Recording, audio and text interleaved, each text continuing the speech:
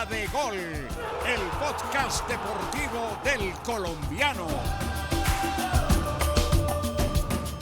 Un cordial saludo a todas las audiencias de Línea de Gol, el programa, el podcast deportivo del periódico El Colombiano. Como cada semana pues estamos acá analizando el devenir de los equipos antioqueños. De una vez pues algo tristes por lo que sucedió con Atlético Nacional frente al Sao Paulo, en una serie en la que Nacional fue superior desde lo futbolístico, pero que finalmente los errores individuales, el no haber aprovechado sobre todo en el partido de acá esas oportunidades de gol que tuvo y los penaltis pues lo dejan por fuera. Se tenía mucha ilusión, pero todas estas derrotas pues sirven para aprender. Vamos a estar analizando esto.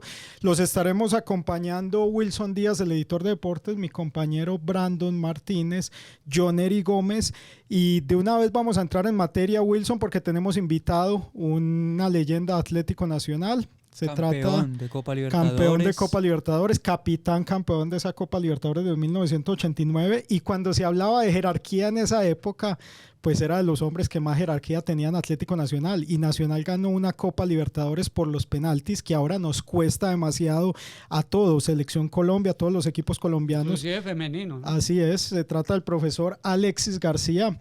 Profe, bienvenido a esta charla de Línea de Gol del periódico El Colombiano. ¿Cómo está y cómo vivió esa serie de Atlético Nacional? Porque pues ese equipo de los amores de usted, y me imagino que estuvo muy pendiente. Sí, Eric, muy buenas tardes a vos, a todos, a Wilson. Saludo muy especial a todos los demás. Bueno, estuve ayer viendo el juego, sufriéndolo porque pues yo creo que la clasificación se perdió en Medellín, no en Sao Paulo. Partido, el de ayer, un partido más difícil que el de acá.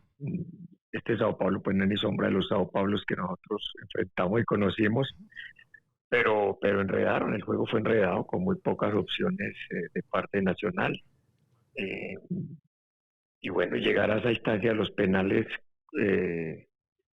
ellos teniendo un arquero antipenal tan jodido en el arco de tanta talla, yo creo que intimidó y hizo todo mucho más difícil, y lastimosamente por eso se fue la clasificación. Profe, hoy después del resultado, pues ya todo el mundo especula que debió haber entrado Chipi, que porque es antipenal, que Cardona, en fin, muchas cosas se tejen después de los resultados, pero realmente, como lo mencionaba John Eric, faltó jerarquía a Nacional, a este Nacional le faltó jerarquía en esta serie de octavos de final de Copa Libertadores. Bueno, yo creo que sobre todo faltó definición, poder de definición, porque en Medellín se tuvieron dos opciones desde el punto penal inclusive, y otras más. Meterla es la clave para ganar, y eso hace la jerarquía.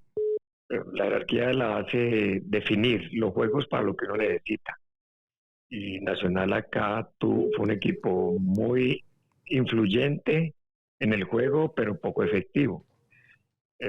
Y ya en el juego de allá pues no tuvo ni influencia ni determinación tampoco. Entonces la eliminación pues es triste, pero yo creo que la gran diferencia en el juego en sí pues estuvo en Medellín. En Sao Paulo me pareció un juego más parejo, aunque el rival tuvo un poquito más de opciones que Nacional. Profe, un saludo. Yo quiero que volvamos a algo que usted tocaba ahora, es el inicio del juego allá en Sao Paulo, porque pareció que Nacional entró como en un letargo después de ese gol tempranero. ¿Eso qué tanto afecta, profe? Y le pregunto también, ¿hay algo de peso psicológico en jugar en un estadio como ese lleno y con el estadio en contra? Porque pareció que un poco a algunos jugadores de Nacional les costó bastante enfrentarse a ese escenario ayer. Mira, a mí me parece que es mucho más presionante para uno como jugador, pues ese es mi concepto personal. Cuando jugar de local, hay más obligaciones, hay más responsabilidades, hasta para definir a penales es más difícil. Y ayer el ambiente yo creo que absorbió el equipo. Nos pasó en una ocasión en la final de Copa en 95, donde la experiencia del equipo que teníamos, que era un equipo bastante nuevo y joven, fue absorbido por el ambiente de los brasileros en Porto Alegre, que con Gremio era un era un partido que se jugaba más en la tribuna que afuera por todo. Lo mismo pasa en Avellaneda con Racing.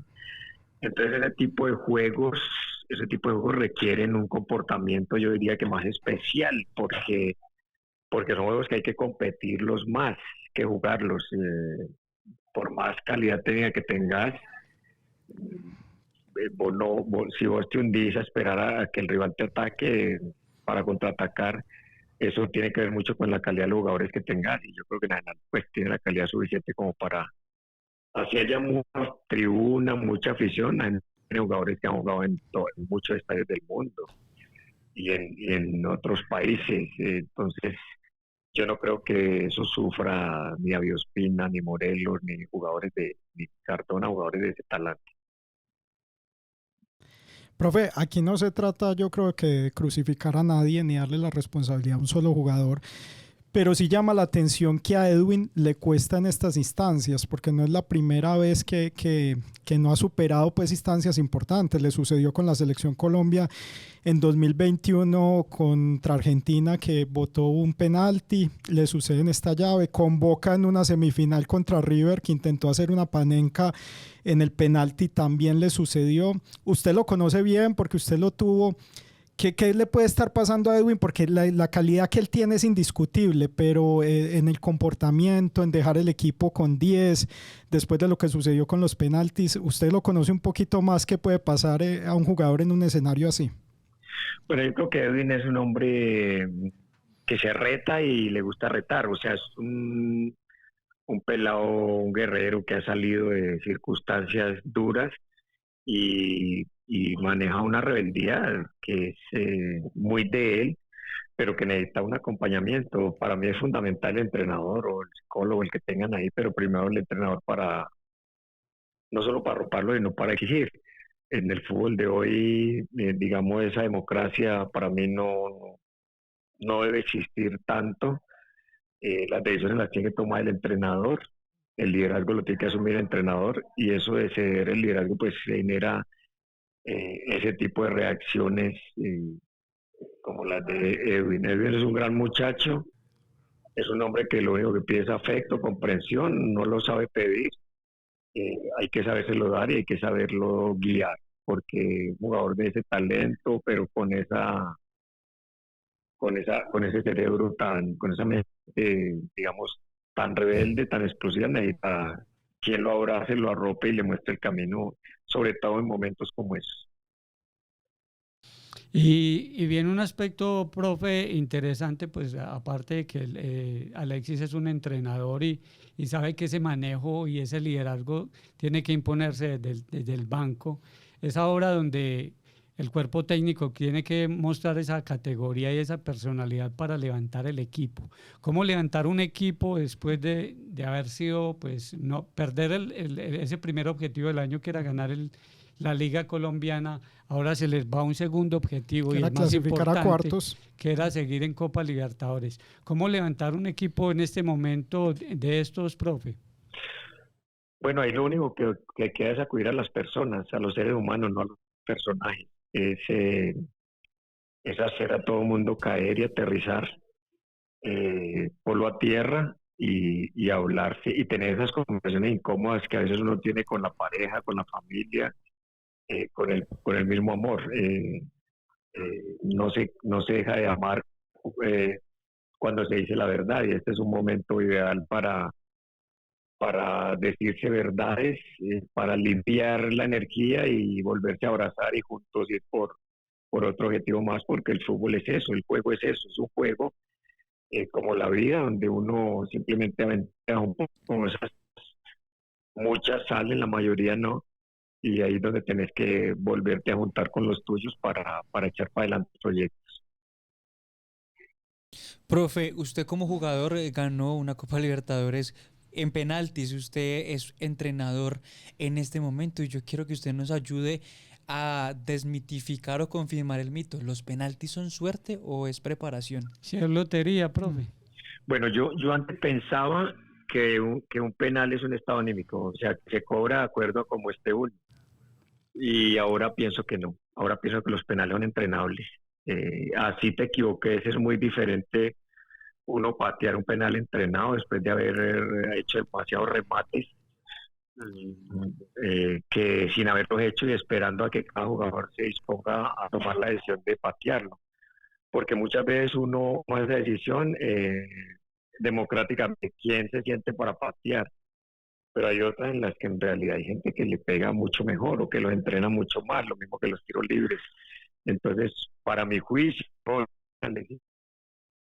yo pienso que los penales hay que entrenarlos y los jugadores que patean hay que elegirlos.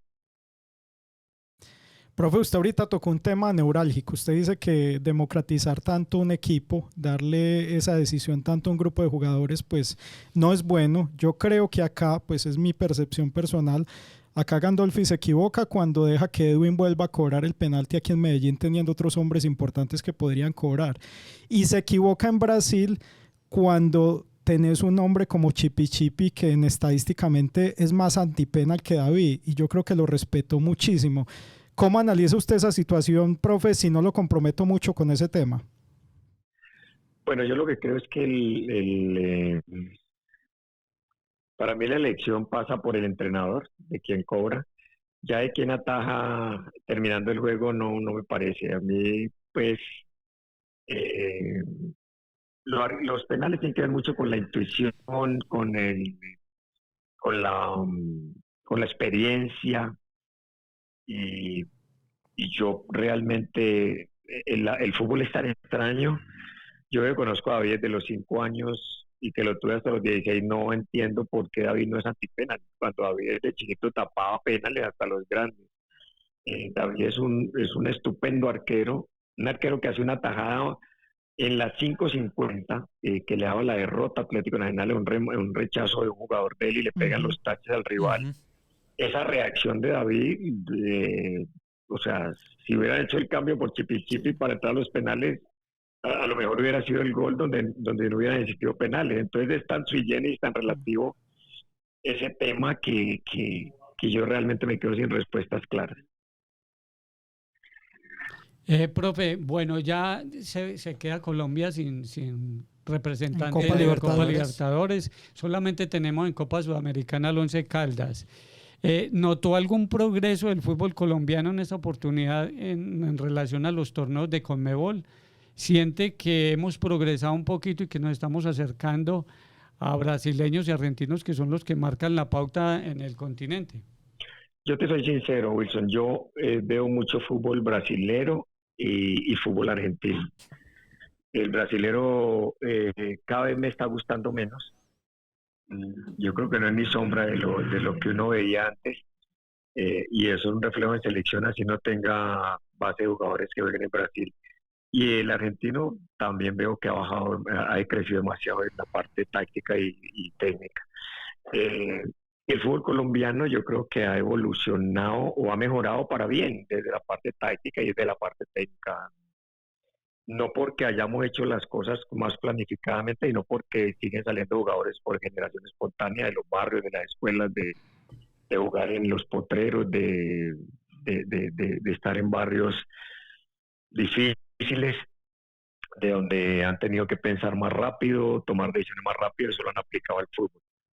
Yo creo que en este momento lo único que nos falta para estar a la par con los brasileños y los argentinos, que son pues los que mandan la parada, es la parte mental. Seguimos adoleciendo de lo mismo, seguimos enfermos de la misma situación, no nos hemos vacunado contra el temor al fracaso, ni contra la crítica despiadada de nuestros propios coterráneos, y ese miedo a perder nos ha mantenido en ese limbo donde hemos podido dar un paso adelante.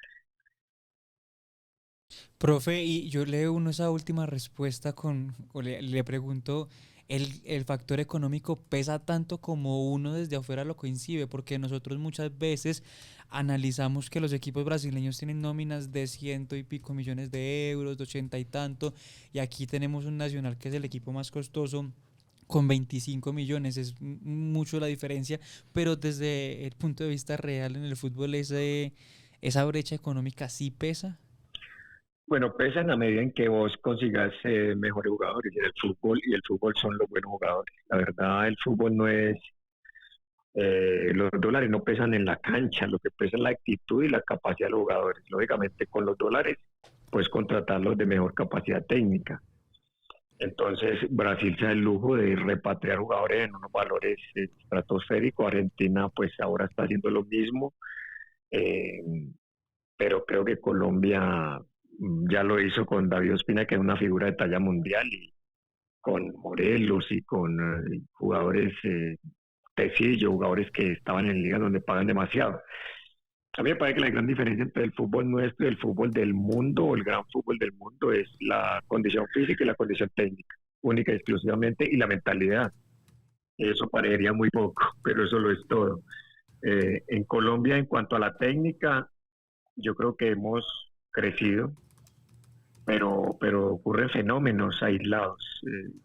Muy pocos, nuestros jugadores son muy apetecidos, pero muy pocos fenómenos de eso. Por ejemplo, Luis Díaz es un caso, un tipo que es de Barrancas, casi de una comunidad que no tuvo la preparación mental para todo lo que ha logrado, y que alcanzó una condición técnica innata. Llega y te triunfa en Inglaterra y te triunfa en Alemania, porque va a triunfar con toda seguridad. Entonces uno se pregunta si pasa por el dinero o por dónde pasa las circunstancias. Y yo creo que en Colombia estamos en moras de meterle mucho más trabajo a lo mental, a lo actitudinal, a la toma de decisiones, a cambiar nuestra estructura y nuestro modelo, para no en la parte táctica y no en la parte del trabajo, para permitir sacar jugadores que cuesten dinero y no tengamos que ir a pagar afuera dinero. Profe, usted ahorita hablaba pues de las dos Copas Libertadores que disputó en el 89 finales, 89 y en el 95 contra Gremio. ¿Cómo se asume un torneo de estos para llegar a una final? Si uno no tiene de pronto, como decía Brandon ahorita, los recursos económicos, pero tiene un buen equipo, ¿cómo hace uno para creérsela y poder llegar como ustedes lo hicieron? Porque esos equipos jugaban muy bien y como usted dijo, a ustedes les tocó enfrentar el Sao Paulo de Tele Santana, que fue considerado el mejor equipo del mundo en su momento. Entonces, ¿cómo prepararse para llegar a estos retos si ustedes lo hicieron en 6 años, 2 finales, 89 y 1995? Sí, y después también estuvimos cerca de llegar a ser finalistas cuando nos suspendieron la plaza y teníamos que jugar de local en Venezuela o en Chile. También estuvimos muy cerquita. Es por lo que yo te digo, se había creado, más que la cultura del dinero, una filosofía, una cultura de vida donde nosotros construimos una familia en procura de un objetivo. Yo estoy en Medellín y, por ejemplo, hoy recibo una llamada de René y me dice que está en Medellín y no me ha llamado, tenemos que salir a comer. Hoy tengo una cita con él, con Fajardo. O sea, llegamos a hacer unos lazos afectivos tan fuertes donde el dinero no importaba tanto. El dinero era una consecuencia del ganar y de hacer las cosas correctamente. Sentíamos una responsabilidad social, además. Es esos tejidos afectivos que hay que crecer en el equipo, donde esos tejidos trasciendan el dinero, trasciendan los premios y trasciendan la fama, y sean causas de país, causas de personas, causas de familia. Y yo creo que eso lo asumimos así. Nos falta, digamos, generar líderes dentro de los jugadores para que retransmita una idea que viene de afuera del entrenador. Nosotros teníamos a Pacho Maturana, a Hernán Gómez, a Hugo Gallego, que transmitían una idea, Hugo de fútbol y Pacho y Hernán una filosofía de vida, y eso supera cualquier cosa. Todo eso se puede lograr, aunque no seamos los mejores jugadores, pero podemos ser los mejores equipos con seguridad. Profe, usted hacía hincapié ahorita, y ya para finalizar, y seguramente lo trabajan en la escuela de ustedes, la escuela Alexis García, que trabaja aquí en Medellín, ese tema de la mentalidad de los jugadores. Mire que en el Suramericano Sub-20, Neisser Villarreal de Millonarios fue la gran figura de ese torneo y no pasó nada con él. Y estos otros juveniles que se destacaron, el de River Plate, que ya pasó Mastontuono, pasó al Real Madrid, y el brasileño Estevao, jugadores que fueron vendidos casi en 40 millones de euros. Ese trabajo mental, entonces, ¿cómo lo vamos a hacer? Porque es que hace muchos años venimos diciendo lo mismo, que es que la mentalidad del jugador colombiano debe mejorar, pero ¿cuándo vamos a empezar a hacerlo, o si lo estamos haciendo realmente? Bueno, hay algo hay una frase del profesor Pacho, del maestro Pacho, que dice cómo se vive y se juega. Nosotros no es aplicable a la parte económica o social. Nosotros vivíamos muy mal económicamente, pero jugábamos muy bien. Eh, pero cuando él habla de vida no era desde la parte económica y no desde la parte personal. Yo ahora te decía que la clave para que Nacional haya hecho cosas tan grandes y haya dejado ese sello que hoy todavía perdura en el tiempo, fue una generación de jugadores, sobre todo de seres humanos, que jugaban muy bien al fútbol, que tenía una filosofía clara, que contra lo que fuera jugaban como jugaban en el barrio, jugaban en los grandes estadios del mundo y que fueron capaces de trascender la fama, el poder, el dinero, de no creerse que eran lo máximo porque ganaban un torneo, sino de mantener esa humildad para no salirse de la horma. Lógicamente era una época en la que no había redes sociales, ni había tanta televisión, ni había tanto empresario ofreciéndote el oro y el moro, y nos centramos en hacer grande el equipo en el que estábamos. Ninguno estábamos interesado en irnos de Nacional, ninguno estábamos pensando en el fútbol del mundo, todos estábamos pensando en ganar en la casa, para nuestra familia, para nuestros hinchas que hacían parte de nuestra familia, y para la prensa que nos apoyaba permanentemente, que se enamoró de un proyecto, y yo creo que eso fue lo que nos hizo grande. Ahora, ¿qué se puede hacer? Trabajar la parte mental de los jugadores. Eso es fundamental porque yo creo que nuestros jugadores están viviendo demasiado la vida loca que está proponiendo la sociedad de hoy. Profe, yo le quiero preguntar para cerrar por un futbolista que de pronto vive esa vida loca pero diferente, que es Dairo Moreno, y se lo quiero preguntar de esta forma. Usted ahora nos hablaba del talento innato de futbolistas que se formaron muy en el barrio, el fútbol de la calle, y yo creo que y en ese momento pues me remitía a pensar en Dairo. Ahora es un futbolista que está muy cerca, a un mes de cumplir los 40 años, pero aún sigue rindiendo. ¿Cuál cree usted que es el secreto de ese futbolista que tiene ese talento natural y que ahora logra mantenerse tanto tiempo en vigencia en este fútbol colombiano y también en el fútbol sudamericano? Porque ahora es goleador de la Copa Sudamericana con 8 goles. Bueno, Dairo como Lucho Díaz y como todos estos jugadores que han salido por generación espontánea, son casos especiales. Lo que yo te digo, son factores fenoménicos que se presentan porque sí, como cuando la gente ve venir un tsunami y lo predice tarde. Dairo es un jugador especial. Lo primero, tiene un entendimiento del juego como nadie. Yo, que también lo tuve, que me he contado entre sus amigos, Dairo es un hombre con una manera de pensar especial. Yo creo que tiene que haber un síndrome por ahí, como hablan de Messi, que tiene las Asperger, en el que solo se concentra en una cosa y nada más en una cosa. Yo creo que Dairo es similar. Dairo solo se concentra en hacer goles, no importa lo que haga en la semana, pero el domingo tiene el físico y el talento para tomar las mejores decisiones, porque entiende el fútbol mejor que los propios entrenadores. Profe, le agradecemos estos minutos con Línea de Gol. Ojalá los proyectos que vengan para usted sean muy exitosos y en algún momento volverlo a tener por aquí en Antioquia, porque usted sabe que esta es su tierra, aquí lo queremos, en alguno de los equipos antioqueños en algún momento, y nos encontramos, profe, en cualquier momento. Un fuerte abrazo. Un fuerte abrazo, muchas gracias, hombre, muchachos, y bueno, Dios los bendiga. Por acá nos tenemos que encontrar con toda seguridad. Dios los cuide. Así va a ser, profe. Muchas gracias.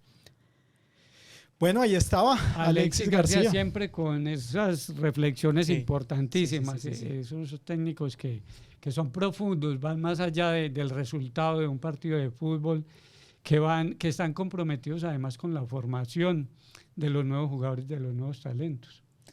Talentos que parece estar escasos últimamente aquí en el fútbol colombiano. Oiga, esta frase me quedó sonando: los futbolistas están viviendo la vida loca que les está proponiendo la sociedad actualmente, claro. Esa es una realidad que toca mucho con los futbolistas colombianos hoy en día, jugadores que hacen una temporada buena y ya solamente están pensando en Europa, en los lujos, en todas esas cosas que los sacan y que les impide que lleguen y cumplen y que aprovechen ese talento que la naturaleza les dio. A mí me parece que a Nacional sí le faltó jerarquía. ¿Por qué lo digo? Porque es que se trajo jugadores para, como dice Gustavo Fermani, jerarquizar la nómina. Y en los momentos claves donde uno necesitaba esa jerarquía, por ejemplo, cuando Cardona cobra los penaltis acá, pues no apareció. Cuando Cardona se hace expulsar allá tontamente, lastimosamente, pues también deja al equipo en un momento donde el mismo Morelos al final del partido dice, si hubiéramos estado con 11, yo creo que lo ganamos. Hace, por decirlo así, le hace un reclamo a su compañero. Pero, por ejemplo, Morelos asumió esa jerarquía y jugó como se deben jugar este tipo de partidos. Pero trajeron al argentino Bauzá, que es un hombre que juega bien, pero tuvo una oportunidad muy clara y se terminó cayendo. Ni siquiera, pero la más clara y se termina cayendo en el área, que eso es lo que se habla de jerarquía. Si es otro tipo de jugadores, tiene la jerarquía, pues remata y termina haciendo gol. Entonces yo creo que a este Nacional le falta jerarquizarse mucho más, porque hay jugadores, David respondió, lo decía Alexis, David respondió en su momento, Jorman respondió, lastimosamente en el gol pues no pudo evitar que ese jugador terminara marcando. Perdón, John, que te interrumpa, eso es un error, creo yo, del planteamiento del técnico, marcar en zona y no marcar hombre a hombre. Ahí yo creo que hubo más virtud del jugador brasileño, porque normalmente lo estaba marcando adelante, siempre se marca adelante. Y el jugador brasileño lo fue y lo sacó. Exactamente. Lo dejó atrás. Ahí hay una virtud del jugador brasileño. Porque es que había, en el marcaje estaba Jorman por aquí y Tecillo acá delante de él, ¿cierto? Y el problema fue que hubo un primer cabezazo, hicieron la subeldiana, como le dicen popularmente, ese primer cabezazo desubicó porque William Tecillo se fue hacia adelante y Jorman tuvo que venir a perseguir. Y eso es un error de marcar en zona, porque si están marcando hombre a hombre, pues Tecillo nunca se va para adelante, o sea, todo el tiempo está incomodando a ese futbolista que terminó. Como decía ahorita, yo creo que antes de esta serie el culpable de que Nacional no jugara bien y todo era el técnico. Ahora yo creo que hay que reconocerle que este estilo de juego, esta forma es la que quiere ver el hincha, pero agregándole esa efectividad que no tuvo, porque si Nacional mete aquí las que tuvo, termina ganando el partido fácilmente 3-0 y va a Brasil tranquilo y no lo pudo hacer, pero yo creo que el camino es ese, porque ahora empieza la gente a decir que Gandolfi continúe o no continúe. Para mí, debería continuar, porque pues cambió, pero tiene que jugar igual todos los partidos de aquí en adelante, como lo hizo con Sao Paulo, agregándole efectividad, y tiene que ganar la Copa y la Liga, tiene esa gran obligación. Hay dos aspectos que me quedan también, que me quedaron sonando, Alexis, pues normalmente ellos son muy cautos y muy prudentes, pero él deja la sensación de que del banco democratizar el equipo. Ese liderazgo y esa autoridad que hay que tener en determinado momento, porque terminan los equipos dirigidos por los mismos jugadores en la cancha, y Nacional ya ha tenido pesadillas con eso. Eso hay que cortarlo en Atlético Nacional. Y otro aspecto, que los directivos habían dicho que iban a traer los refuerzos con mucho tiempo, les llegaron muy tarde sobre el tiempo de los octavos de final, y eso pudo haber influido también en la sincronización del equipo. Y un ejemplo es el de Marlos, porque a Marlos se le vio la calidad, pero se le ve que le falta ritmo todavía. Si Marlos hubiera tenido el ritmo importante, antes. Sí, porque lo hizo bien con Sao Paulo, jugó aquí, fue la gran figura, allá pues tuvo sus momentos porque no le llegó mucho la pelota, pero hay jugadores que también quedaron muy en deuda. Yo no sé qué le pasa a Andrés Román. Ahora lo hablábamos antes de entrar aquí y Brando me decía, de pronto el problema del corazón lo condiciona. Uno no sabe. Con miedo. Uno no sabe, pues, en la cabeza del jugador. No debería ser así, porque pues si ya le dijeron está bien, le hicieron los exámenes, pero es que el bajo nivel, o sea, cambió de la noche a la mañana, del semestre anterior a este. O sea, de diciembre. Y los jugadores tienen picos de rendimiento. Mantener ese pico de rendimiento arriba es muy difícil. Sí. Y sobre todo, yo creo que le pasó eso a Román, que estuvo mucho tiempo esperando el tratamiento. Él estuvo en Estados Unidos haciéndose chequear. Esa falta de competencia y de ritmo la cobran en instancias tan definitivas y frente a rivales que, pues así Alexis diga que Sao Paulo no es el de los años anteriores, es un equipo de mucha categoría. Es grande en Brasil y es un equipo con jerarquía. Pero es que también pues yo voy a meter la mano al fuego por Román, y también lo hablaba con John. fuera de micrófonos, pero es que muchas veces uno subir a correr detrás de Marino para que no le pase el balón el problema está en que yo subo, acompaño a Marino, pero queda un hueco atrás que después embala a Juan José Arias, que a Juan José Arias lo hemos crucificado muchas veces. No, pero terminó como figura. Salida, ha jugado muy bien. Siempre, siempre ese desequilibrio pues es esa bastante punta de la complicado. Gandolfi también, pues los que lo atacan, la de Gandolfi. Claro, lo sostuvo y terminó jugando. Yo creo que los centrales no hay problema, pero ¿sabe qué, Wilson?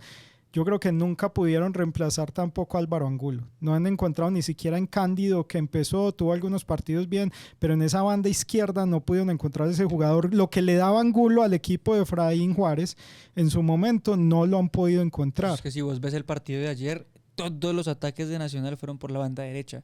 Por la izquierda, que también lo decíamos, Marlos ayer sí jugó, porque no se vio mucho, pero no fue porque se escondiera, sino que es que todo el tiempo el balón se centró por la banda derecha. Y Mateus también quedó en deuda, hay que decirlo también. Mateus Uribe es un hombre que llegó con esa jerarquía, pero no ha podido encontrar su gran nivel. Todos sabemos que es un gran jugador, pero no ha podido encontrar ese nivel que le dé ese extra Atlético Nacional. Entonces, como dice Wilson, el reto ahora es levantar el grupo. Los directivos pues tendrán que tomar decisiones porque es que... Pero tomar decisiones es que sacar a Gandolfi. No, ojo. Yo le voy a hacer este análisis. La nómina de Nacional mensualmente cuesta casi 1.000 millones de pesos mensuales. Dejó de percibir, usted hizo esa nota ahora. 1.7 millones de dólares, que son 6.850 casi, millones casi de pesos. 7 meses de nómina de Atlético Nacional. Sin contar las taquillas, que es otro ingreso importante y todos los y es que el objetivo era claro, el objetivo era llegar a cuartos de final. No se llegó, por más de que le tocaran el grupo a Sao Paulo o el que fuera, el objetivo era llegar y se armó un equipo para mínimo llegar a cuartos de final. Entonces, como dijo Wilson ahorita al principio, ya son 2 objetivos que se quedan por fuera de esta actual dirigencia, que es la del primer semestre de la liga y ahora este. Yo creo que debe cumplir el contrato Gandolfi, son esos 2 años porque igual una indemnización, igual yo creo que los procesos requieren tiempo. Y así pasó la vez pasada. Sí, no se pueden enloquecer. El problema es que mantener esta nómina va a ser complicado, porque ahora van a tener que aceptar ofertas por jugadores para poder solventar eso que económicamente dejan de ganar por no pasar a esa fase de Copa Libertadores. O sea, posiblemente Marino Inestrosa podría empezar a ser uno de los futbolistas vendibles. Pues sabes que yo me acordaba mucho de que vos decías que la continuidad de Gandolfi no solo dependía de si pasaba o no a los cuartos de final, sino de la forma. Y creo que esta forma, digamos que le da un poquito, una gabelita para que continúe al frente de Atlético Nacional. Sí, porque yo creo que la labor de los técnicos... decisiones buenas en los partidos. Yo creo, Brandon y Wilson, que la labor de los técnicos es darle herramientas a los jugadores para generar opciones de gol dentro del campo. Y las opciones de gol se generaron. Se crearon. Ya no es culpa, exacto, ya no es culpa del que Marlos le haya pegado en el palo, que a Marino también, que Edwin haya botado los 2 penaltis, en fin, ya eso son herramientas, pero el equipo no se vio superado, o sea, incluso fue superior que Sao Paulo. Que una sensación no de tristeza, porque realmente Nacional, como titulamos hoy en la contraportada del periódico, dejó la Copa Libertadores con la frente en alto. Pero un equipo Wilson, que luchó hasta el final.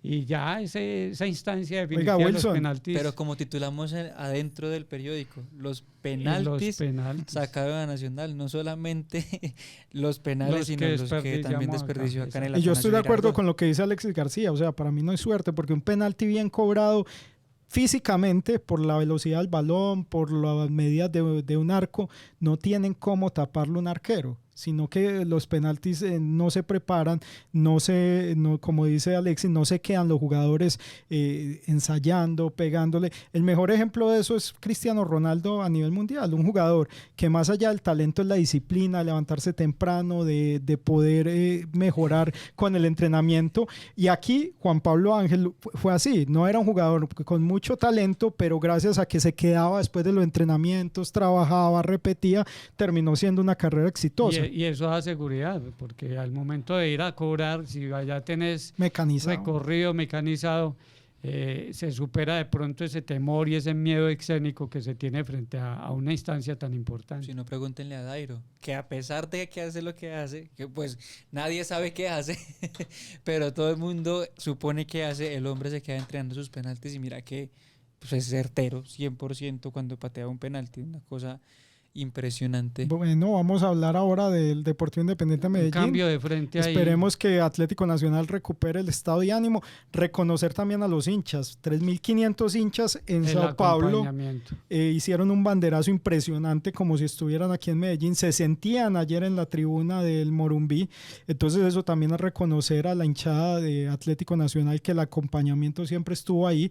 Esperemos, se viene un partido muy importante de liga. Será contra el América de Cali. Un duelo de muertos. Visitante, ¿no? Como visitante en el Pascual, un duelo que también juega mucho el futuro de los técnicos, porque listo, yo digo que Gandolfi debe seguir, pero llega y viene y pierde con América un clásico, o pierde también el América con el técnico argentino que tiene ahora. Es un partido que puede también mover ese tema de los técnicos. Además porque América en este momento está en el puesto 17 o 18 de la tabla, son 20. Uno ve esa tabla y parece que estuviera leyendo al revés. Millonarios ellos de le apostaron últimas, al tema América. Internacional. Hoy Once Caldas está abajo en la tabla. También está abajo También le en la apostó tabla a la de Copa posiciones. Sudamericana y en la Liga está colgado. Así que son partidos. Ese partido va a ser el domingo a las 6:20 de la tarde en el estadio Pascual Guerrero. Entonces esperemos que el estado de ánimo cambie, que Nacional pueda volver a lograr estos objetivos que le quedan, Copa y Liga, y pueda volver a clasificar a una Copa Libertadores. Pero el que está en zona de clasificación de Copa Libertadores en este momento es el Deportivo Independiente es el mejor Medellín. equipo del por año. todos en la los reclasificación. bandos, porque está tercero en la liga, está metido pues en los que van a luchar los cuadrangulares, sigue vivo en la Copa Colombia, que da cupo a Copa Sudamericana para el campeón eventualmente, y además es primero en la reclasificación, que es muy curioso porque hace 2 semanas hablábamos de que el Medellín estaba como en una crisis, parecía que tambaleaba el puesto de Alejandro Restrepo en la crisis que generó perder la final, pero empezó a salir poco a poco. Y para salir de ese letargo, de esa cosita que pasó con el Medellín, fue importante un ajuste táctico que hizo el profesor Alejandro Restrepo. Renunció por momentos, renunció entre comillas, a esa línea de 3 defensas, puso 4 como se ha jugado tradicionalmente el fútbol, y encontró en Fainer Torijano, esos dos que jugaron juntos en Quindío, y en José Ortiz, lo que le dio solidez nuevamente para desde la defensa empezar a buscar esos resultados. No, y que alzaron, lo habíamos hablado, levantó el nivel, Baldomero levantó el nivel, el polaco que aquí lo criticábamos porque no hacía goles, pues ya se destapó, ya tiene más confianza. Y la llegada de Harlan, que Medellín necesitaba un jugador un lanzador, un creativo, un talentoso. Y seguramente, ojalá, Harlan mantenga el nivel, que baje los kilitos que le sobran ahorita sí. Y se ponga a ritmo, porque es un jugador que puede ser muy importante para el Medellín. Que a propósito tiene 5 o 6 fechas de invicto, así que... 5 partidos. La última vez que perdió fue en julio. El partido de Envigado. Después de eso empató con Jaguares en Copa. Le ganó a Jaguares y tuvo el partido con Millonarios. Le ganó a Millonarios. Se me pasa, Llaneros también le ganó a Fue Llaneros. con Envigado, el partido que perdió 4-3. En lo que va de agosto no ha perdido el Deportivo Independiente Medellín. Dato de lo del polaco: 4 goles en esta liga, 5 este semestre, porque también marcó en Copa, es el goleador del Deportivo Independiente Medellín. O sea que lo que nos dijeron en algún momento los directivos de que iba a ser el goleador se está cumpliendo. Y le cuento una infidencia del Deportivo Independiente Medellín. Lo de Brian León para el Río del Salt Lake se cayó. Y me enteré de que le hicieron una oferta de $2 millones de dólares por Brian León, y Medellín dijo que no. Yo no sé si dejar pasar una oferta tan buena, porque le pedían un préstamo y le daban $2 millones de dólares, pues con la opción de compra de $2 millones de ojo dólares. Cerrado lo ven.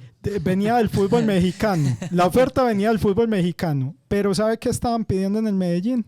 3,5 millones por un jugador que todavía está en deuda, sobre todo como delantero, por esa cantidad de goles, que con la hinchada terminó no muy bien después de la final. Todos sabemos que es muy buen jugador, pero necesita confianza nuevamente, necesita empezar a marcar. Pero bueno, ya me dijeron que por ahí se cayó ese negocio, que no va. Entonces ojalá no se lamenten después. Son 6 fechas de invicto los que tiene el Deportivo Independiente Medellín. Yo lo digo pues que lo vendo a ojos cerrados, no porque el nivel del jugador sea malo, sino pues hay que aclarar también porque hay que también mirar los momentos de los jugadores. Y Brian León tuvo una primera temporada buena con el Medellín. Sí, cuando pero llegó. ha tenido mucho altibajo y es un jugador que siempre ha tenido la cabeza afuera. Y cuando un jugador colombiano ya quiere irse a ganar dólares, a cambiar de ambiente, lo mejor que pueden hacer los directivos es permitirle que lo haga. Vea lo que nos decía Alexis. Nosotros sí, nos queríamos quedar y ganar en casa. Nosotros no estábamos pensando en el fútbol del exterior. Exactamente. Él hace rato ha querido irse y si da una posibilidad de esas, porque tengo entendido que son $2 millones más un dinero adicional. Sí. Sería un buen negocio para el Deportivo Independiente Medellín, que tiene también con quién reemplazarlo hoy en día, porque Claro. además le está dando la oportunidad a Alejandro Oiga, y a nuevos talentos. otra que no sabía, me dijeron que es jugador de Álvaro González. Esa yo no la sabía. Del directivo.